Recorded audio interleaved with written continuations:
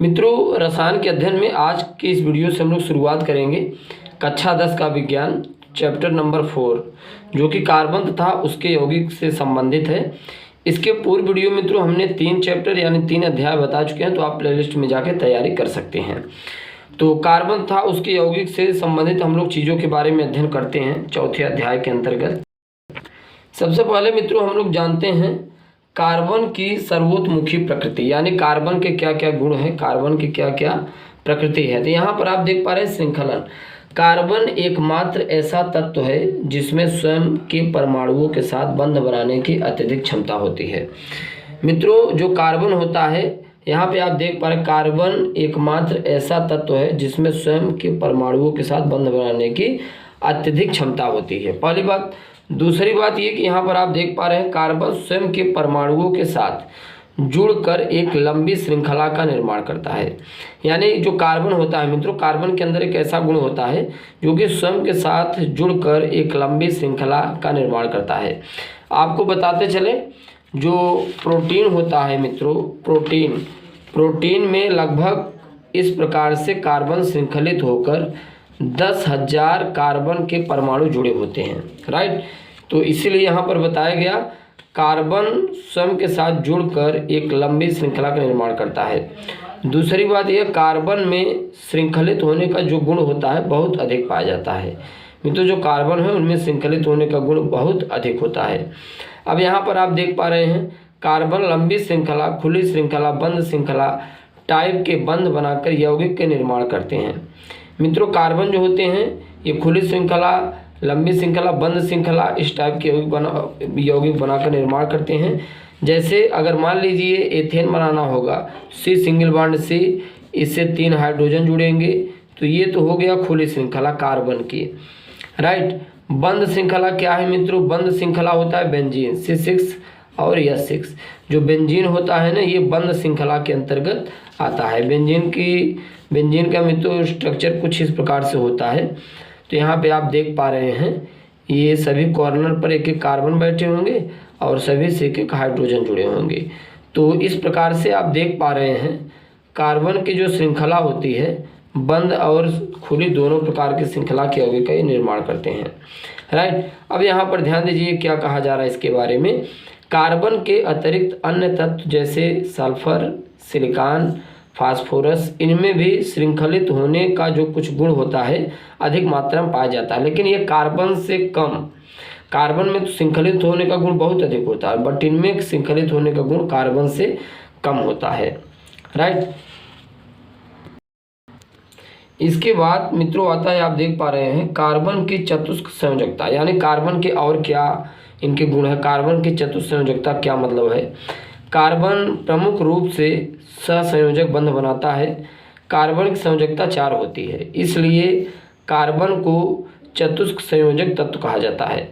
मित्रों, आप देख पा रहे हैं कार्बन प्रमुख रूप से सहसंयोजक बंध बनाता है, पहली बात। दूसरी बात, कार्बन की जो सहसंयोजकता होती है वो 4 होती है, इसलिए कार्बन को चतुष्क सहसंयोजक तत्व कहा जाता है। यानी कार्बन के अंदर ये गुण होता है, कार्बन की जो संयोजकता होती है वो 4 होती है। अभी अगर हम आपको बताएं तो ये कैसे कार्बन संयोजकता 4 होती है। ये कार्बन है, कार्बन का परमाणु क्रमांक 6 है, 2,4, इसका ये इलेक्ट्रॉनिक विन्यास है। तो आप देख पा रहे हैं बाहरी कक्षा में कार्बन कितने इलेक्ट्रॉन हैं? 4 इलेक्ट्रॉन हैं। तो कार्बन की जो सहसंयोजकता है वो 4 होती है। धातुओं में मित्रों सबसे अधिक कार्बन की ही संयोजकता होती है। अब ये जो कार्बन है इसके चारों ओर कार्बन से इस प्रकार से जो वैलेंसी होंगे बॉन्डेड होंगे। देखिए 1 2 3 4, राइट। इसके बाद मित्रों कहा गया इसमें कार्बन का इलेक्ट्रॉनिक विन्यास 2,4, अतः इलेक्ट्रॉन अष्टक की संरचना प्राप्त करने के लिए 4 इलेक्ट्रॉन की ज़रूरत भी होती है, जिससे यह अपने तत्व या दूसरे तत्व से साझा कर लेते हैं। मित्रों, कार्बन के बाहरी कक्षा में देखिए कितने इलेक्ट्रॉन हैं? 4 इलेक्ट्रॉन। अष्टक के अंतर्गत कौन कौन से एलिमेंट्स आते हैं आप जानते होंगे, हीलियम, नियान, आर्गन, क्रिप्टॉन, जेनान, नेडान। तो अगर अष्टक की संरचना प्राप्त करना चाहेंगे तो किसी से भी इलेक्ट्रॉन साझा में ये ले सकते हैं और लेकर स्टेबल हो जाएंगे। इसके बाद आता है बहुल बंध बनाने की प्रकृति, ये कार्बन में ही होती है बहुल बंध बनाने की प्रकृति। अब मित्रों, ये जो बहुल बंध बनाने की प्रकृति है वो कार्बन में कैसे है, ज़रा इसके बारे में हम लोग जिक्र करते हैं। यहाँ पर देखिए इसमें लिखा क्या गया है, कार्बन परमाणु के छोटे आकार के कारण इसमें बहुत बंध यानी द्विबंध त्रिबंध बनाने की प्रबल प्रवृत्ति होती है। बात समझ में आ रही है। इसके बाद मित्रों आता है कार्बन में सहसंयोजी आबंध, यानी कार्बन का जो सहसंयोजी आबंध होता है, इनके मध्य जो बंध बनता है वो कैसा होता है। यहाँ पर आप देख पा रहे हैं कार्बनिक सहसंयोजक बंध में सबसे अधिक ज़्यादा परमाणु भाग लेते हैं, यानी अगर कोई बंध बनता है तो उसमें सबसे ज़्यादा जो बंध बनाने में भाग लेते हैं वो कार्बन के परमाणु भाग लेते हैं। उसके बाद क्या आता है, कार्बन की सहसंयोजकता 4 होती है, अतः कार्बन इलेक्ट्रॉन का साझा भी करता है, त्याग भी करता है, अतः इलेक्ट्रॉन ग्रहण भी कर सकता है। यानी कि मित्रों कार्बन के अंदर सारे के सारे गुण उपस्थित होते हैं।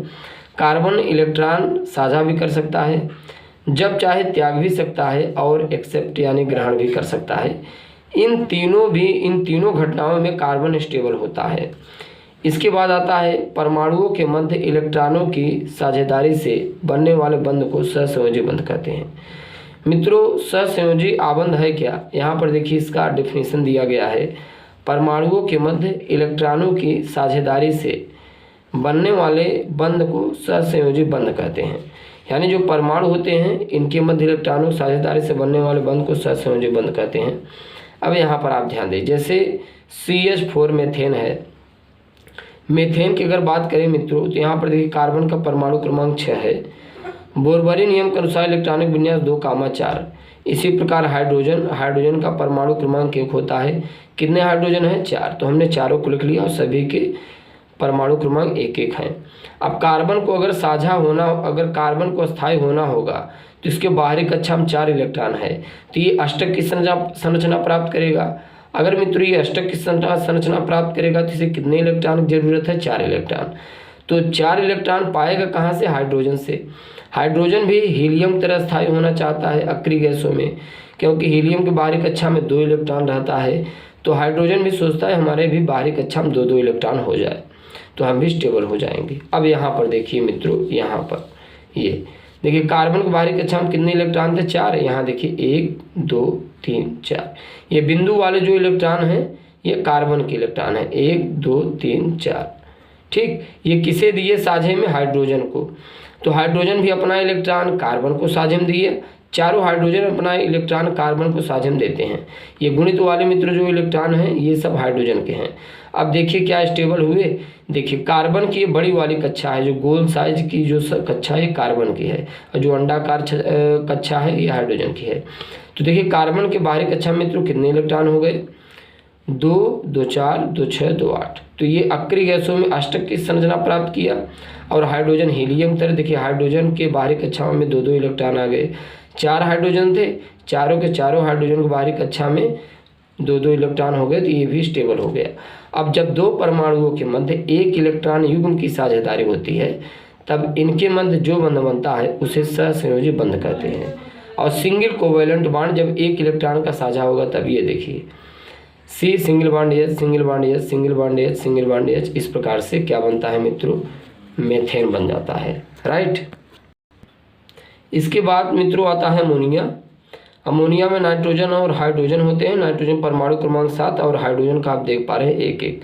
तो नाइट्रोजन का जब परमाणु क्रमांक 7 है तो इसका इलेक्ट्रॉनिक विन्यास करेंगे 2,5।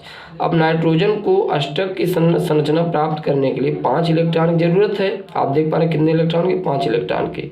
राइट, और हाइड्रोजन का आप देखिए मित्रों ये इसकी कक्षा पूरी हो गई। नाइट्रोजन की 5, नाइट्रोजन कितना है 5 और हाइड्रोजन की 1, तो इसे 3 इलेक्ट्रॉन जरूरत, हाइड्रोजन को 1-1। तो ये हाइड्रोजन नाइट्रोजन आपस में साझा करते हैं। तो देखिए मित्रों जब नाइट्रोजन अपना 3 इलेक्ट्रॉन हाइड्रोजन को साझे में देता है और 2 इलेक्ट्रॉन रखे रहता है, इसे देने की जरूरत ही नहीं, क्योंकि जब 3 इलेक्ट्रॉन साझे में देंगे उधर से भी 1-1 पाएगा, 2 2 4 2 6 और 2 ये 8 हो जाएंगे। तो क्या ज़रूरत है इससे ज़्यादा देने के लिए। तो यहाँ पर देखिए नाइट्रोजन के बाहरी कक्षा में कितने इलेक्ट्रॉन हो गए, 2 2 4 2 6 2 8। हाइड्रोजन के बाहरी कक्षा में भी 2 2 4 2 6 2 8 2 2 4 2 6। तो हाइड्रोजन भी हीलियम तरह स्थायी हुआ और ये है इसका स्ट्रक्चर, सिंगल बॉन्ड बना के नाइट्रोजन बना। इसके बाद आता है मित्रों वाटर। वाटर जो होता है, यहाँ पर आप देख पा रहे हैं वाटर के पास 2 Lp 2 Pp होता है। ये देखिए ये 2 Lp है मित्रों, हाइड्रोजन की ये 2 Lp हैं, राइट। ये देखिए और 2 Bp हैं, एक इधर 2 Bp हैं और 2 Lp हैं, राइट। तो अब आप देखिए मित्रों, जो ऑक्सीजन का परमाणु क्रमांक है 8, 2, 6, इसे स्टेबल होने के लिए कितने इलेक्ट्रॉन जरूरत है? 2 इलेक्ट्रॉन की। तो एक एक हाइड्रोजन से ले लेता है, बाकी अपने पास रखे रहता है। तो 2, 2, 4, 2, 6, 2, 8। तो इस प्रकार से वाटर बनता है। ये मित्रों आप देख पा रहे हैं इसके पास 2 Lp 2 Bp, इन्हीं Lp को हम लोग इकाई इलेक्ट्रॉन युग्म कहते हैं। इस प्रकार से वाटर बनता है। इसके बाद मित्रों हम लोग नेक्स्ट वीडियो लेक्चर में मुलाकात करेंगे। अगर आप हमारे चैनल पर नए हैं फटाफट चैनल सब्सक्राइब कीजिएगा। थैंक्स फॉर वॉचिंग, धन्यवाद।